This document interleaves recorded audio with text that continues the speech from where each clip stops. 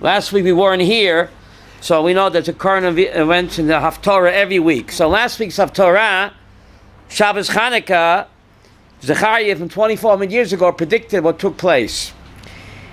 Zechariah chapter 2, verse 14, which we read last week, Avi, and that's the week where President Trump declared Jerusalem as the capital of Israel. But 2,400 years before Trump said that, Zechariah 2 tells us, V'nochal Hashem et Yehuda chelko al admas hakodesh. God will once again give the Nachalah, the heritage of Yehuda on their holy land, Ubachar od b'Yerushalayim, and God will once again choose Jerusalem. So the week that Trump announced that America acknowledges Jerusalem as the capital of Israel, 2,400 years ago, Zechariah had said this week, Ubachar od b'Yerushalayim, the week we read this Haftorah, that God will once again choose Jerusalem. Now, but you ain't heard nothing yet. The next pasuk, Zechariah 2, this was Zechariah 2, verse 16. Zechariah 2, verse 17, that we read last Shabbos, the week that Trump declared Jerusalem the capital of Israel, and the Pope went crazy, and the UN and the EU went bananas. They began to howl. The next verse, Has kol basar, b'bnei Hashem. God tells all of you flesh who are howling against Israel, shut your mouth. Has kol basar b'nei Hashem. Stop your howling. So how did Zechariah know this, Sarah, 2,400 years ago? All right, it's just amazing. Unless Trump studied this Haftorah before he made his announcement. Maybe Jared Kushner and Ivanka, Yael Trump, they both taught their father this Haftorah, and Dad, go for it. It's just amazing, right? Just amazing. Okay, that was last week's Haftorah. Haskol Basar. All of you are condemning Israel. Shut up, says HaKadosh Baruch Hu. Bachar od b'Yerushalayim. So that was last week's Haftorah. What about this week's Haftorah? What about this week's Haftorah? So if you take a look, I have some of the ArtScroll sitters here, the blue books. This week's Haftorah is from the book of Yecheskel. It's I think it's 1144 from the book of Yecheskel. Yecheskel chapter 37. A little background. So in the Parshat, you have Yehuda and Yosef coming together after what? The terrible break in the family. And the Haftorah speaks about the future coming together of the kingdom of Yehuda and the kingdom of Ephraim. Remember when Shlomo Melech died, the kingdom split between Yehuda and Ephraim. So here, Yecheskel is telling us that when Mashiach comes, just like Yosef and Yehuda came together, and the family mended, so when Mashiach comes, there will be reunited. All the tribes of Israel will once again reunite. Reunited, and it feels so good. Now, a little background to this Yecheskel 37. We begin to the Haftorah, Yecheskel 37, verse 15. What's the beginning of this chapter, Yehuda? The beginning of the chapter is the dry bones. This very same Yecheskel 37, we pick up on 15. But the beginning of the chapter is the Haftorah of the dry bones, where HaKadosh Baruch Hu is Machayim Mesim, the dry bones. Who are the dry bones, Avram? Are us. After the Holocaust, weren't the Jews all dried up bones? And HaKadosh Baruch Hu, 3 years after the Holocaust, brought us back to Eretz Yisrael? Right? That's right. So the theme is reunification. And this Haftorah we're reading today follows the resurrection of the dead bones. That the resurrection of the dead bones was just the first step. It wasn't read. That's not read. It's not read, but that's the beginning of the chapter. So what is the message for today, Abi? First, we are the dry bones resurrected. The generation after the Holocaust. See the Jews coming out of Auschwitz like living skeletons. And they came to Eretz Yisrael 3 years later and built this wonderful country, the jewel of the Middle East. So that's the beginning of the chapter, Yecheskel 37. That's the first step on the road to Gula, Avram, but it's not finished yet. After we come back, then we have to make peace with each other. So Yecheskel is saying unity. All Jews, it's not enough just to come back. We have to reunite just like Yosef and Yehuda reunited, just like Ephraim and Yehuda will reunite when Mashiach comes. We have to help Mashiach. Mashiach cannot come unless we bring us all together. This is the theme of the Haftorah. The Jewish people have to come together and repair the chasm, just like Yosef and the brothers repaired their personal rift. We have to repair our personal and national rift, one Jew against the other, otherwise Mashiach cannot come. But just amazing, how does it tie into the Haftorah, to current events? Look at the end of the Haftorah. Look at the end of the Haftorah, verse 25. Current events in the Haftorah. How does the Navi respond to the UN and the EU and the Pope all howling against us? Christians are being murdered by the thousands in the Middle East. That doesn't disturb the Pope. What disturbs him? Jerusalem's our capital. He feels very disturbed, he says. What about all the Christians being murdered in Syria, in Iraq, in Egypt? That does not disturb him. That doesn't disturb him, Tzemach. But the Jerusalem, capital of Israel, he said, I'm very disturbed, Popeye. Popeye is very disturbed. So what is the Navi's answer? Tzemach, it's good to look inside. There's a book there. Any more books around? I think some on the chairs. Check what the Navi says. Something incredible. The end of the Haftorah, Pasuk Chav Hey, 25.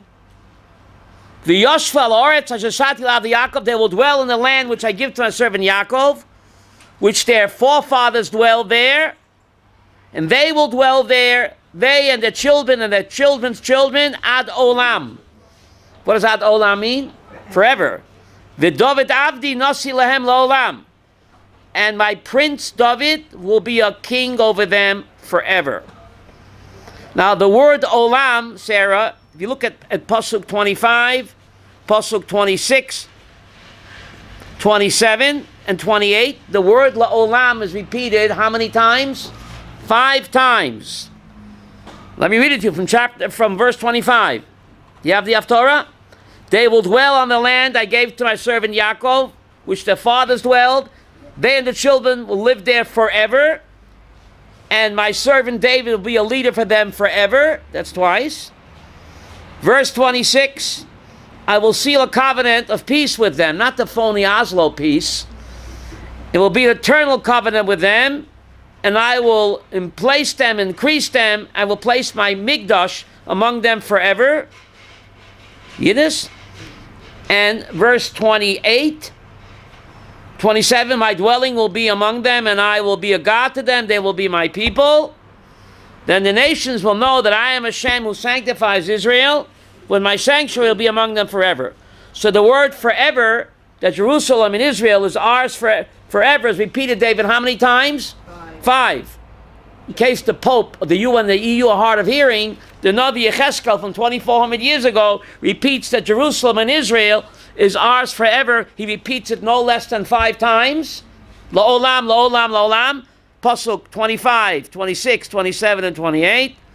5 times. Why 5 times, Avram? 5 books of the Torah. Right? 5 books of the Torah. So this is the Navi's response to the UN and the EU and Pope, who's having a bad hair day. This disturbs him. So what's Hashem saying over here? That when Mashiach comes, then God will make David HaMelech. Let's look at that verse again. Verse 25. See verse 25? The end of the verse. V'David avdi nasi lahem la'olam. And David, my servant, will be king over them forever. Look at verse 24 again, a little bit higher. V'avdi David melech aleim. And my servant David will be king over them. They'll have one shepherd. Unlike when Shlomo Melech died, the kingdom was split between Rechavam and Yeravam. When Mashiach comes, will be reunited. and King David will be over all 12 tribes of Israel. But Sarah, King David's been dead for 3,000 years. So look at verse 24. You see verse 24? My servant David will be king over them. Avraham, what does that mean? How could a dead guy, he's been dead for 3,000 years, Lillian. How could he be king? V'avdi David melech aleim, v'avdi David nosi lehem la'olam. So the Radak brings two explanations.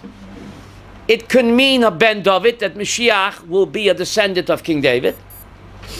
Or the Radak says, perhaps King David himself, Tchiat HaMeitim, Yiddishkani, resurrection of the dead, and King David himself, in verse 24, V'avdi David melech aleim, not a descendant of David, but David himself, because one of the Ani Mamins is that when Mashiach comes, God will what? Resurrect the dead. And we'll be the first to see it, because my yeshiva is right there. Ah, he's coming out. We'll be the first to see it. So what you're saying was contradictory to what the Rambam. Why? V'avdi David melech aleim. Oh, so David raised a beautiful question. It looks like the Radak is the Chabadnik, because the Radak says that he can come from the dead, resurrected. So look at verse 24 again. You see that, Sarah? Let's talk. Va'avdi David melech aleim. You see that? Well, look at verse 24. Reb Tzemach, what does it say, verse 24? My servant David will what? King over them. Now, the Radak says, but when... Doesn't mean that's 1 minute. But he's been dead for 3,000 years. How could a dead guy be king? He's speaking about the Melech HaMashiach. So Radak says either it means a Ben David. What does that mean? A descendant of David. Or, he says, perhaps it means David himself. Tchiat HaMeitim. Because the resurrection of the dead is a cardinal principle of Judaism. So, no, David himself. Tchiat HaMeitim. Ani Mamin. Don't we say Hai Vikayom? So what does that mean? A tzaddik, even after he dies, is called alive, right? So perhaps Chabad is right. You never know until it happens. Stay tuned, Connie. Stay tuned. But Devorah, my yeshiva, we're right there. We'll be eyewitness news. We get CNN down there and Fox. You never know, right? So hang in there. All the signs are pointing to what? Return to David's point. Right? The Rambam says it has to be alive. The Rambam says if he's killed, he can't be Mashiach. The Rambam says, how do you know Bar Kokhba wasn't Mashiach? Because he was killed. Okay, that's what Rambam said. If once he dies without building the temple, then Rambam says he can't be Mashiach. So how will the Rambam learn this pasuk? V'avdi David, Sarah, that a descendant of King David. Right? A descendant of King David. The Navi says Avdi David will be king, he means a descendant. But Radak also, the Radak was one of the great Rishonim who lived in the 1200s, and he says it could mean David himself after Tchiat HaMeitim. Now Tchiat HaMeitim, Avram, he's not dead anymore. Tchiat HaMeitim, one of the Ani Mamins, that the dead will live again. So the Radak could be a Chabadnik. Now, fasten your seatbelts. We're in for amazing. I hope you brought a notebook. Let's go to Bereshis 47. Bereshis 47, Pasuk 9. Parai asks Yaakov, how old are you? Is that a polite question to ask somebody? The viceroy of Egypt. He meets the father of the viceroy of Egypt. And the first question is, he asks him, how old are you? Is that a polite question? Well, who's this, Speaking to the father of the viceroy of Egypt. Who's running the whole show? Before Alan Greenspan, Sarah. Before Ben Bernanke. Before Janet Yellen, the Robert Rubin. Yosef HaTzadik, he's wrapped up. He's running the whole country. So, how old are you? So the Mefarshim say he never saw such a haggard, worn-out person alive. He looked like death warmed over. Yaakov Avinu. That's what prompted the strange question. He looked like the 2,000-year-old man, remember? He never saw a person look so old and oisgemitchet. How do you say that in English? Oiskimitchit. There is no word really in English. Worn out, haggard. And that prompted Gershon that strange question that Paro asked him, how old are you? So what does Yaakov say? Bereshis 47:9. Yaakov says to Paro, the days of the years of my sojourn on earth is 130 years. Just say I'm 130 years old. What is even the whole spiel here? Yemei Shnei Migurai. Yemei Shnei Migurai. So Rashi makes a strange comment. Rashi, Bereshit 47:9. Kol Yoma Ayiti Ger Ba'aretz. Remember that song, Sarah? Strangers in the night. Yaakov says, I've been a stranger on earth. Yemei Gerusi, Kol Yoma Ayiti Ger Ba'aretz. All the days of my life I've been a stranger on the earth. Because we belong in Shamayim. And we come down here, but that's not us, that's just a spacesuit we wear to maneuver. Bodysuit, a spacesuit. Remember Neil Armstrong on the moon? David, remember him? Now you couldn't fool me. I knew the spacesuit was not Neil Armstrong. Did you think that the spacesuit was Neil Armstrong? Sarah, did you think so? I knew Neil Armstrong was inside. One small step for a man. We're all wearing spacesuits, Connie. What are the spacesuits called? My body. So Yaakov says, Kol Yamai, all the days of my life, I'm a ger ba'aretz, I'm a stranger on the earth. Da da da da da. Reb Tevon, getting this? Ah, we're strangers on the earth. Wow. Yaakov said, we're an alien implant. We belong in Olam Haba. We're chelik elahai mimal. We're a piece of the rock. We're part of God's eternal flame. But we come down here, Avi, to accomplish a mission.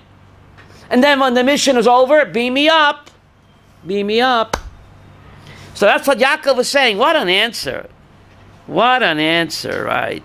And remember we spoke about in Ashkelon, Maral says this explains the irrational fear and hatred against the Jew. Because the non-Jew senses that we are an alien implant. It came from outer space. Ah! We are a godly soul. We belong in Olam Haba. We belong to Shemayim. We come down here masquerading to accomplish a mission. But the Goy senses that we're alien. And this, as the Maral explains, not just the hatred, but the fear, the loathing. The Nazis feared us. Can it make any sense? The mightiest army in the world, Nazi Germany, Hitler was afraid of the Jew. So the Maral explains in the 1500s that this is a fear, irrational fear, is because the non-Jew senses that we are an alien implant. And that's what Yaakov said. I'm a stranger on the earth. That's what he told Paroi.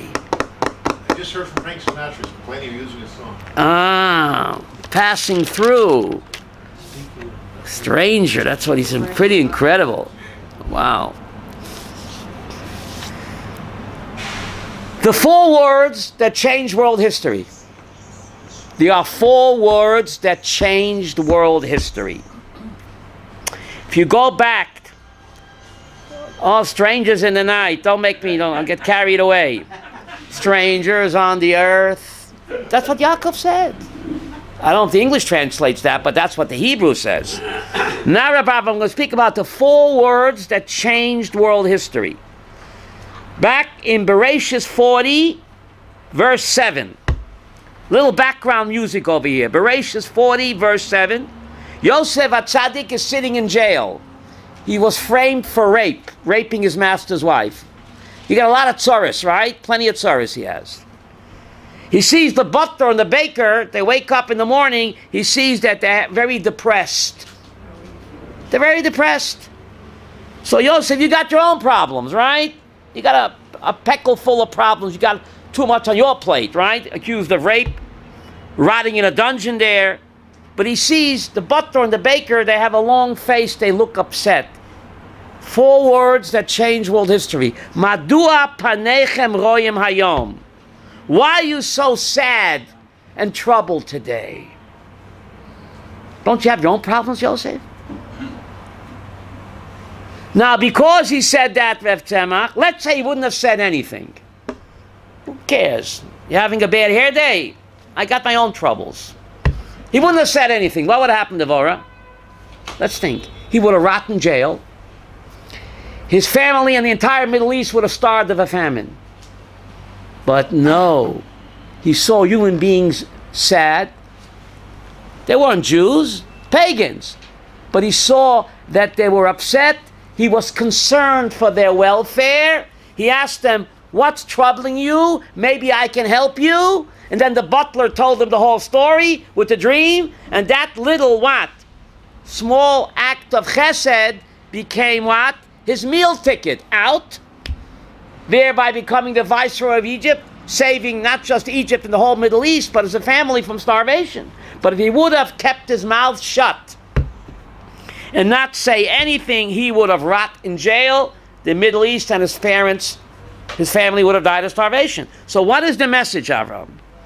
The message is that we do one small act of chesed.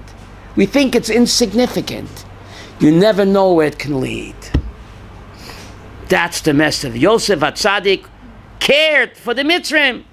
A human being's upset, maybe I can help him. A shoulder to cry on.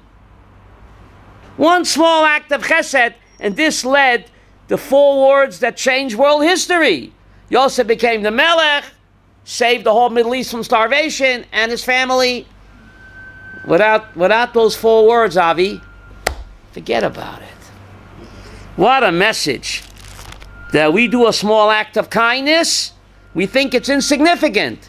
You never know, Connie, it can turn into what? A huge salvation. What's the proof? Yosef HaTzadik. And therefore the Torah tells us about it. Because the Torah is not history, it's God's GPS. This is what the Torah is teaching us. It doesn't tell me any stories.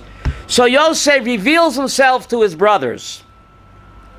He reveals himself to his brothers. Now it's just amazing. Dysfunctional family, right? Oh, yeah. Wasn't it a dysfunctional family? Sell a brother down the river, right? What did it come from? The brothers, they all felt that Yaakov's main focus and love was on Rachel and her kids, right? And it was a bitter pill to swallow. Bitter pill to swallow. Right? But finally, look at Bereshit 44, verse 27. Yehuda is speaking, he thinks he's speaking to Tutankhamen. He says, he's quoting his father. My father told us, you guys know that my wife gave birth to 2 sons. Yehuda is quoting their father to Tutankhamen. You guys know, the father says, that my wife gave birth to 2 sons. I thought he had 4 wives with 12 sons. You see Genesis 44, verse 27? What do you mean he had 1 wife with 2 sons? Didn't he have 4? Last time I checked, he had 4 with 12. That was a bitter pill. The brothers felt that. They resented that. They felt like second-class citizens. What true love means to accept and respect the will of others, despite the fact that it upsets me, it's not my will. You have to have closure in life. Accept, move past the jealousy and hatred, accept what you can't change, and don't be bitter. Finally, Yehuda was able to swallow the bitter pill. In Yaakov's eyes, who was his main wife and kids? Rachel. It took 22 years. He finally swallowed the bitter pill. And only when you accept what you can't change and you can move past that will you have closure. Hashem, give me the strength to accept what I can't change. Once I accepted that, now there can be closure. Now Yehuda can move on and accept it. Yeah. Give me the strength to accept what I cannot change strength to change what I can. And to tell me the difference. Powerful message over here. Powerful message, right? You don't have to go to 10 steps over. Right? So he reveals himself to his brothers, and he says, I am Yosef, is my father still alive? The whole speech of Yehuda is based on the fact that what? The father's still alive. Otherwise, what are you playing? Why are you playing on the heartstrings for? Oh, you have to let Benji go. The old father will die with a broken heart. So what is Yosef saying? Is my father still alive? The whole plea of Yehuda is based on the fact that Benji must go home, otherwise the old father will die with a broken heart. So what kind of question is that? And what makes it strange, Avram, the Gemara in Chagiga says that those 3 words were the most devastating rebuke the brothers ever heard. What kind of rebuke? All he said was what? Is my father still alive? What kind of words of rebuke? Chagiga, page 4 says. You hypocrites! You're pleading for Benji to go back, otherwise Pa will die of a broken heart? Where were you 22 years ago? Then you weren't concerned about Papa's feelings. Can he really be alive after all you've put him through? Can he still be alive? Ha'oid Avichai. After all you've done to him, Avi, he's my father. You should have said Avinu. You didn't treat him like a father after what you put him through. Now you're concerned about his welfare. Where were you 22 years ago, you hypocrites? And therefore they could not answer him. They were humiliated. They felt like crawling into a hole. So now he tells them what? In Genesis 45:8. He tries to make them feel better. What does he tell them, Reb Tzemach? Genesis 45:8. You didn't send me here, God did. What do you mean? You didn't send me here, but God did. You guys sold me down the river. We act independently. What do you mean God did? We act independently, Connie. You ever try and play chess with a grandmaster? I'm moving my pawn and my rook and my castle and my knight, but who's controlling the game? The grandmaster. Remember Bobby Fischer? So we move independently. I go here, I do that. I'm moving independently, Avi, but who's controlling the chessboard? The game of life, HaKadosh Baruch Hu. So ultimately, whatever happens, Elohim. So therefore, don't feel so bad. Don't feel so bad. God brought me here.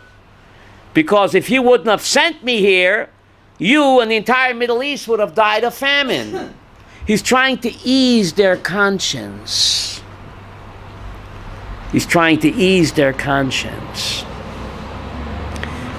So, he cries with them, and Genesis 45:14 says, he fell on the necks of his brother Benjamin. Say what? Last time I checked, Benjamin only had one neck. If you read the Hebrew, Genesis 45:14, he fell on the necks, N-E-C-K-S, of his brother Benjamin. So Rashi says, how come it's written plural? And he cried. So Rashi said, he cried for the 2 holy temples that are on the Chelik of Benjamin and going to be destroyed.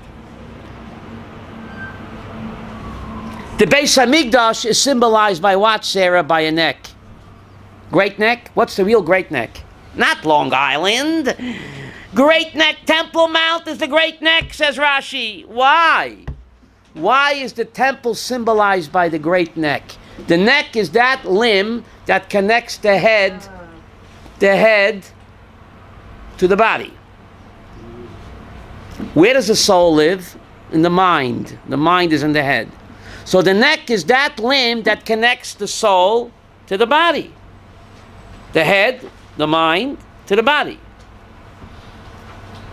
The Temple Mount is the neck of the universe.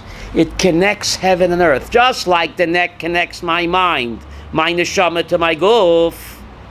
So the Temple Mount is the neck of the universe that connects what? Heaven and earth. The Arabs know that. So therefore, Rashi says Great Neck is not Long Island. Great Neck is Temple Mount, the neck of the universe, where heaven and earth, what? Come together. Connect the neck. Connect the neck. So Yosef is crying in Binyamin on the two temples that are going to be destroyed in the Chelik of Binyamin. But that ain't going to happen for centuries later, Connie. Why cry now about an event that ain't going to happen for thousands of years later? There was no temple yet to cry for. Why was the temple destroyed? Sinat Chinam. Yosef and Binyamin are crying. Look what Sinas Chinam did to our family. It destroyed the family. How comes thousands of years later our descendants will have learned nothing from our mistakes? The temple was destroyed for the Sinat Chinam. That's something to cry about. How come our descendants will have learned nothing from Sinat Chinam? That they caused both temples to be destroyed. The same sinah that destroyed our family will destroy both temples. How come our great-great-grandchildren will not have learned anything? And we keep making, Sarah, the same mistakes over and over again. The same arguments again. Hasidim, Esnagdim, Reform, Orthodox. Been there, done that. Can't we get beyond it? That's the Navi, the Haftorah. Mashiach can only come when what? Abraham. Reunited and it feels so good. Can't we all get along? Who said that? The Navi. Yecheskel in the Haftorah. So that's something to cry about. That's something to cry about. That's something to cry about. So Yosef HaTzadik reveals himself to his family. Right? Now Yaakov says that he's what? He's going to go see Yosef before he dies. He's going to go see Yosef before he dies. Imagine the great excitement that he's looking to see his beloved son after 22 years, right? Then there's a strange pasuk. In Genesis 46, verse 3, he's on his way to Cairo. In Genesis 46:3, God says to him, I'm the God of your father. Don't be afraid to go down to Egypt. If God says don't be afraid, that means what? He was afraid. Why was he afraid? Says Rashi something incredible. Hoyu meitzar al sheniskak l'tzeis l'chutz la'aretz. Can you imagine? Yaakov Avinu should have been so happy, excited to go see his beloved son after 22 years. But Rashi said he was upset, anguish, afraid that he has to go to Shmutz La'aretz. You hear what Rashi's saying? You're going to see your beloved son. You should be dancing with joy. But Rashi says, no, he was upset, afraid that he has to leave precious Eretz Yisrael, even if it meant not seeing his beloved son. Yaakov, the first Zionist, how attached he was to Eretz Yisrael. Meitzar. He had tsar. What kind of tsar? Shelley. He's going to see his beloved son, the viceroy of the whole Middle East. But I have to leave Pisgat Zev. I got to go to Shmutz La'aretz. It pained him. What a message. So God says it's okay. It's okay. What a Rashi. What an amazing Rashi. Genesis 46:2, God comes to him in the vision of the night and says to him, Yaakov, Yaakov. Right? Genesis 46, verse 2. Right, Tzemach? God comes to him in the visions of the night and he says, Yaakov, Yaakov. Why does he repeat it? Yaakov is not hard of hearing. Yaakov, I'm with you. How come he says Yaakov twice? Why doesn't it say Israel? Yaakov. No, we said Yaakov is what it's Negeya, his personal life. Yisrael, what it's Negeya, national life. Right? Yaakov, the personal individual, and Yisrael, the destiny of Am Yisrael. So here, God is reassuring the personal Yaakov who's afraid. He's full of anxiety, high anxiety, that he has to leave beloved Rechavia. The Beersheba, Hebron, to go to Shmutz La'aretz. So how come God can't, what did he say Yaakov twice for? He's not hard of hearing. You were sleeping? Yaakov. So the Zohar Kodesh says something amazing. Fasten seatbelt, Rabbi Avram, for this one. Every one of us has a mission that's unique to us. No one can do it my way. My name is Ephraim. Your name is Yaakov. So I get sent down here with a ticket to punch my ticket. There's an Ephraim Lamata, there's an Ephraim Lamala. Do they match up? Did I live up to the heavenly Ephraim? God has a mission for me. Tzemach, there's a tzemach down here, there's a tzemach in Shemayim, says the Zohar. And after 120, God will say, let's compare the heavenly tzemach to the earthly tzemach. Does it jive? Yaakov, God says you have no reason to fear. You're earthly Yaakov, you did your mission. It jives. How do you say it in English? It lines up. The Yaakov Shalmata lines up with the Yaakov Shalmala. Stars line up. Stars line up. I like that. Here, move it here. Oh. What is it? Yaakov. Jupiter is in the stars. They line up. So God is reassuring him. You have no reason to fear. You have fulfilled. You have punched your ticket. Yaakov Shalmata, but the Yaakov Shalmala. And all of us have that. What's called dual personalities or what? Reflections or parallel worlds. Ooh, parallel worlds. Parallel worlds. Now, we can talk Kabbalah because we're over 40, right? In this week's Parsha, the Torah teaches the doctrine of reincarnation. Fasten your seatbelts. If you have a book, it's kedai to look in. Otherwise, you think I'm hallucinating. If you have books. Let's go to Genesis 46:12. Dr. Abramson, here is a list of all the people that went down with Father Jacob, right? The ganze Mishpucha. It gives a list of the ganze Mishpucha. 259 in the blue corner. Now Rashi wonders, according to the Midrash, each boy was born with a female twin. How come they're not on the list? They all died. That means Yaakov lost 11 daughters. Chazal say that each brother was born with a female twin. Rashi wonders, how come they're not on the list? Nebuch, they all died before they came to Egypt. So there's no dead people on the list. Only the 69 that are living. The Torah says 70, but only 69 came down. Who's the 70th? God says in Genesis 46:4, I am going down to you with Mitzrayim. Even though there are only 69 living people on the list, the Torah says 70 came down. Who's the 70th? Genesis 46:4. I will go down with you to Egypt. God's on the list. So 69 plus 1, 70. But there are no dead people on the list.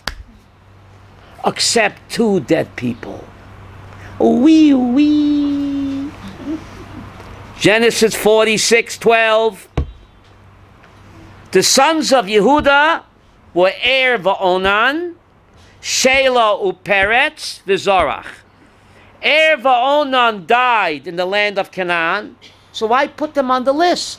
We're only concerned with the 69 living people that came down to Cairo. Why put these 2 dead guys on the list? That's the Zohar's question, Avram. Genesis 46:12. The sons of Yehuda, you have it, Avram? Va'onan, Shelah uPeretz, V'Zorach. Va'onan died in the land of Canaan. So why are they on the list? Vayu b'nei Peretz. And they became the b'nei Peretz. You know why Va'onan on the list, even though they're dead? If you read the Hebrew, they died in the Canaan, but their souls became the sons of Peretz. Chetzron v'Chomul. Vayu, and they became. Va'onan died in Canaan, but it ain't over till it's over. They became the sons of Peretz. Chetzah Mechamel. Who was Peretz? Their living brother. So the dead brothers became the children of the living brother. Ramban tells us that Gilgulim happen in families. Souls travel in families. Isn't that an incredible pasuk? If you read the Hebrew, that's what it says. Erva Onan died in the land of Canaan, and they became the sons of Peretz.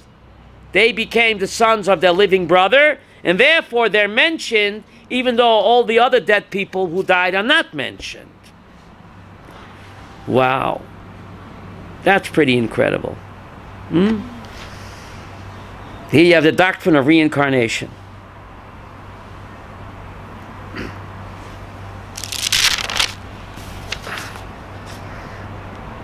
Now, so the Torah tells us Yosef got a WhatsApp that his father is coming. His beloved father after 22 years is coming. He gets a WhatsApp. So what does he do? Now, before that, Genesis 46:26. Kol HaNefesh. Genesis 46, verse 27. You see that? Genesis 46, verse 27. The sons of Yosef were born in Mitzrayim, Shnayim, Kol HaNefesh, Lebes Yaakov, Haboy Mitzrayim Oshivim. How do the English translate that, Rabbi Abraham? Genesis 46, 27. Yosef's sons, go ahead, Sarah. Joseph's sons were born to him in Egypt, numbered 2 persons. Go ahead. All the people of Jacob's household who came to Egypt, 70. Doesn't say it in my version. It says, Kol HaNefesh lebet Yaakov Shivim. God knows Hebrew. Should have said Gershom, the Foshot. Doesn't God know Hebrew? Nefesh is one, Sarah. See, if you read the English, you get all mixed up. They say people? Sons, What do they say? No, what do they say? all the people. All the persons of the house of Jacob who came into Doesn't say that, Shemach. It says, Kol HaNefesh lebet Yaakov Shivim. Now, for one person, you say Nefesh. Ulpan 103. Here you had 70. So the Torah should have said, Kol HaNefoshot lebet Yaakov. How come it says Nefesh? Like one soul? Ooh. We're all a piece of the rock. All of our souls come from Hashem. He's Nefesh. He is the source of life. All we are is a piece of the rock. But we all come from the rock with a capital R. So therefore, even though there were 70, it doesn't say Nefoshot. Ask any Ulpan teacher, Epsema. It says Nefesh. It's a shame that the Art Scroll doesn't translate it correctly, Masha. I'm upset with the Art Scroll. How does he do? Birnbaum, what does he say? Persons? That's not correct. Why can't you tell it like it is? What? It also says Joseph's sons, the 2 sons. Right. Nefesh. It's the same idea. Kol HaNefesh, right? Nefesh. That even though we all have a soul, but we all part of the original soul, capital S, the Chelik Elahai Mimal, portion of God above. Ki Chelik Hashem Amo, it's a pasuk in Zoy Sabraka. God is a portion of his people. That's what it says. Wow. So now, take a look at verse 29, 46:29. You see that, Rabbi Abraham? Yosef harnesses his chariot, and he goes to see his father, right? What do you mean he harnessed his chariot? Maybe he took a Nesher taxi service. Or he called Uber. Why? What is the Torah telling me that 3,700 years ago, Yosef, when he went to see his father, he ran into the barn and he hitched the horse to the wagon? Why is that important? Once the whole mitzvah. Ooh, Sarah's ahead of me. So Rashi wonders, even though he had many servants and many stable boys, the viceroy of Egypt ran into the barn to hitch the horse to the wagon. The mitzvah of kibbut avim. I'm not going to appoint a stable boy to do that. That's my mitzvah. So Torah points out how important the mitzvah of honoring a parent is. I'm not going to delegate that to what? A henchman? Right? So he ran himself to hitch the wagon to go be Mechabit his father. So then it says he appeared to his father, right? And he fell on his neck and he cried a long time.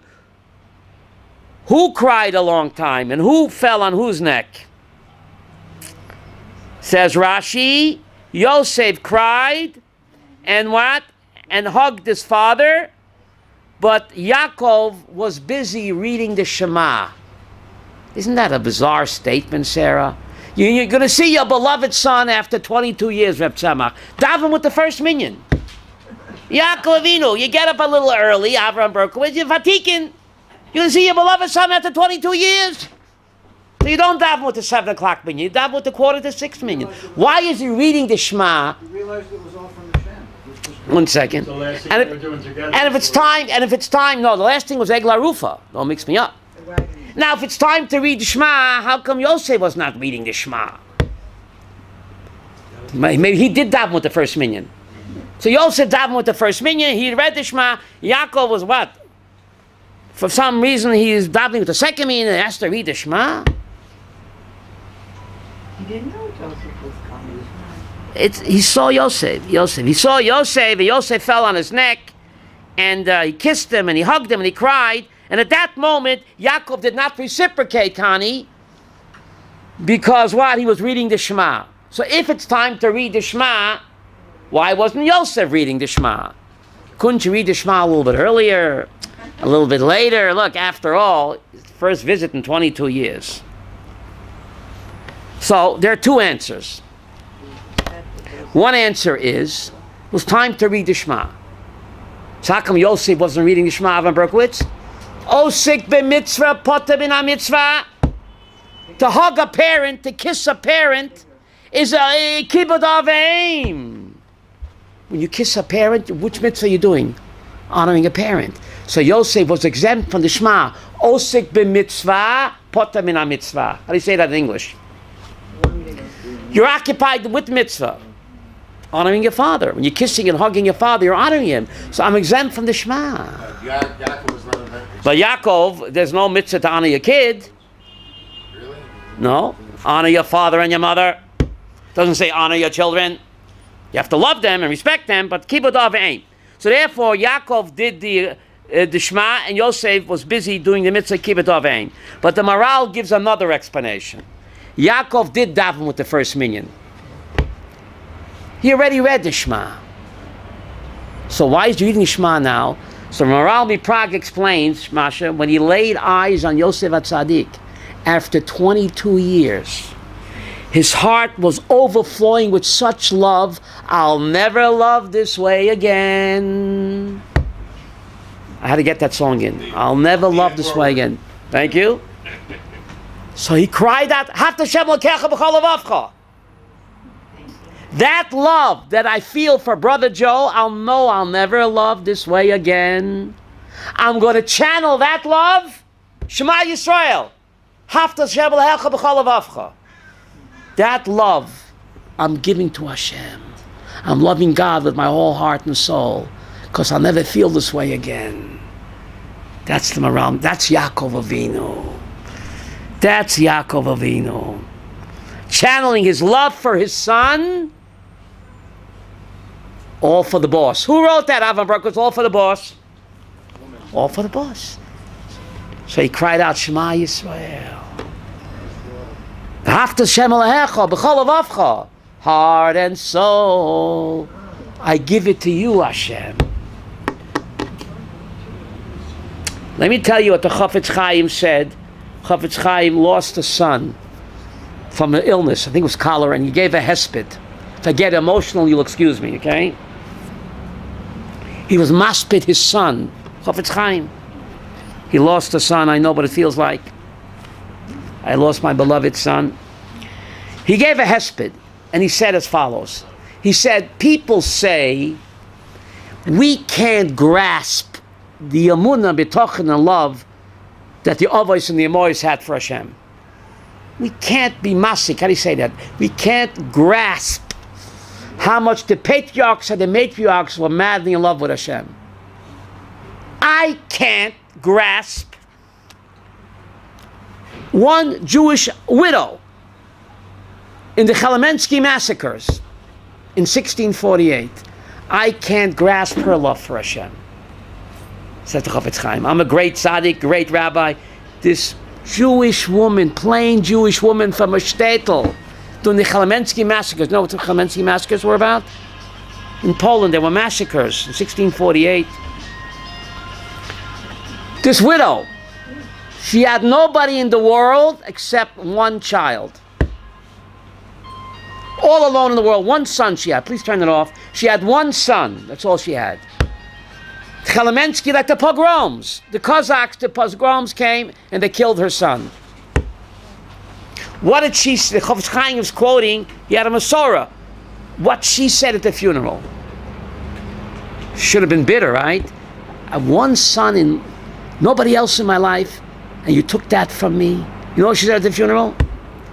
She said, God, until now, I couldn't give you all my love. Could only give you half. Because the other half I had to leave for my child. Now you took my child, I can give you all my love. Chafetz Chaim said, I can't relate to that. The godless, the greatness of a plain Jewish woman in a shtetl. Before I had one son, God, I couldn't give you all my love, 50-50. But now you took him, I can channel all my love directly to you. That's Yaakov Avinu. That's one of the messages over here. Whatever God does, Hakol L'Tov, even though we don't understand, but Hakol L'Tovah, everything that HaKadosh Baruch Hu does is what? Even though we cannot see it. Now, at the end of the Parshat, there's a strange pasuk.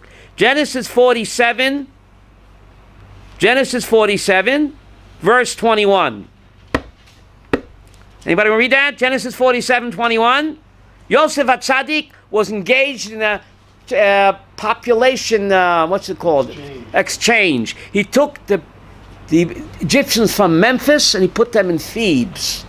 That's the land became Pharaoh. He took the people from where? Cairo, and he put them in Alexandria, right? That's the land became Pharaoh's and the people. No, verse 21. Verse 21 slowly. Can you read that slowly? As for the nation, Yeah. he resettled it by cities, from one end of Egypt's borders to the other. What's called transplanted, rather? Transplanted. He resettled. So Rashi says, who cares? What do I care? Ancient Egyptian history that Yosef HaTzadik 3,700 years ago took the people from Cairo and put them in Memphis, not Tennessee. And the people from Memphis he put in Alexandria. Why does the Torah tell me about it? The Torah is GPS, Avi. It's not ancient Egyptian history. Says Rashi something incredible. Look how Joseph loved his brothers. The brothers are going to come down to Egypt. Or they came down to Egypt. They're coming down to Egypt, right? They're going to be taunted. Gringo. How do you say gringo? Stranger, you aliens. To remove that stigma from his brothers, what did he do, Reb Tzemach? He made them all gringos. He made them all gringos, says Rashi. Did he put them all in Goshen? Look, no, he put the Jews in Goshen, but all the others he transplanted. So to remove the stigma, look how much he loved his brothers, to remove their shame. How do you say in English, a stigma? They shouldn't be called them gringos, so he made them all gringos. Look at Yosef HaTzadik, how he was concerned for his brothers' welfare, even for their mental state. They shouldn't be taunted. That's the greatness of Yosef HaTzadik. Goshen is the same word. Now, VaYigash. land of Goshen. VaYigash is the same word. Name close. Goshen, right? It's the same word as VaYigash. Now, he bought all the land for all the Egyptians. He bought for Paro. Okay, we'll finish with this. But a strange thing, verse 22. You see verse 22? Every Jew at 22. 47:22. But the land of the pagan priests he didn't buy. The land of the pagan priests he didn't buy. Why not? And why tell me that he let the priests keep their land? So he let them keep the land. Who cares? I care about ancient Egyptian history, Reb Tzemach. Why did Torah tell me about it? Respect. Why? They have respect for the pagan priests. It's a pagan priest. So you let them have their land. So you let them have it. Why should I care in the year 2017? Go ahead. Because when the Jews were enslaved, they didn't enslave our priests. Beautiful. Mickey gave one answer. She said Yosef wanted to set a precedent that the clergy is not untouchable. So Shevet Levi, because of this precedent, Reb Tzemach, Shevet Levi was not harassed in Mitzrayim. So Yosef put down this precedent that the clergy is not disturbed. Do not disturb. So therefore Shevet Levi wasn't disturbed. Very good, Nikimia. Now it's my turn. The Medrash says, isn't it strange that after Mrs. Potiphar accused Yosef of rape, that they didn't make him a head shorter? Why did they stay alive? The master's wife said, you try to rape me? On the spot, they should have beheaded him. So the Medrash says he was put on trial. Who were his judges? These priests. And they said something fishy about the story, Mr. Potiphar. We know your wife is a tzatzkala. We know your wife is run around Sue.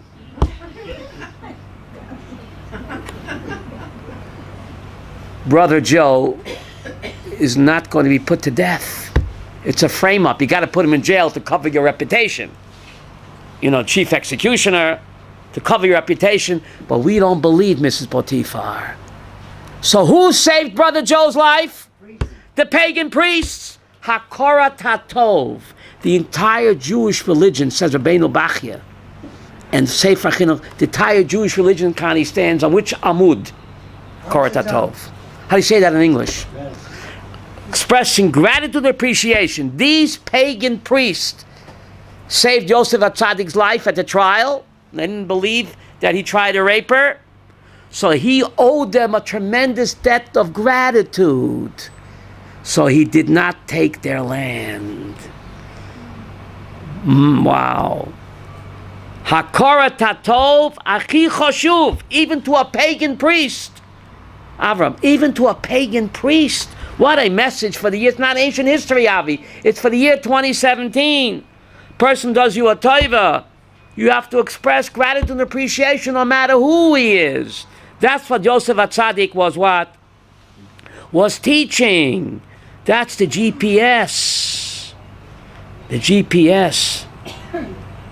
Hakora Tatov. Some people just can't express gratitude. They're like constipated. Someone does you a tova, you have to express gratitude. Therefore, yeah, I've heard the joke later. He uses it frequently. At least somebody's laughing. Therefore, in Hebrew, how do you say thank you? Modeh. How do you say to admit? Modeh. Modern Hebrew, ask anybody. Biblical Hebrew, Modeh ani lefanecha. What does that mean? I thank you, but Modeh in Hebrew also means what, Kani? To admit. When you have one word in the Hebrew, David, with two separate meanings, they have to be connected. Because when you thank somebody, you admit that you could not have done it without him. Thank you. Shabbat Shalom.